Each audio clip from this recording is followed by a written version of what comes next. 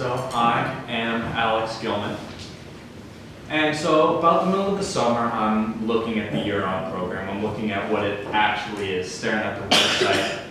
And I'm going through figuring out that it's going to be 5 weeks volunteering in Peru, and then 10 weeks here in San Francisco, learning how to be an adult.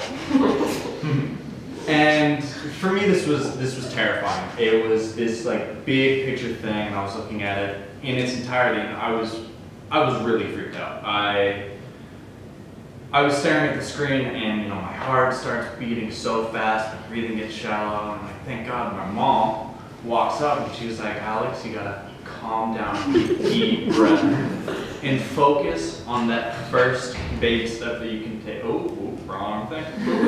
Sorry. And so I was panicking. I got into the mental spiral of self-doubt, and I was thinking oh, I'm not good enough to get into this program, not smart enough. Even if I do, I was so worried that I'd have a repeat of my college experience where I basically became miserable and dropped out.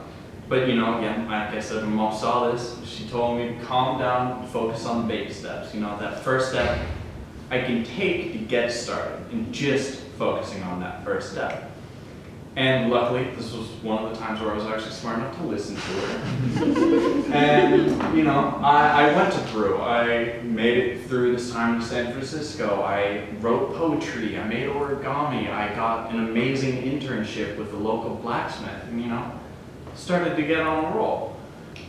And each time that I face each time I face these fears, it gets a little bit easier, and it's still a skill that I'm working on. It's still something I struggle with, and for me the biggest big picture that terrifies me so far is my future.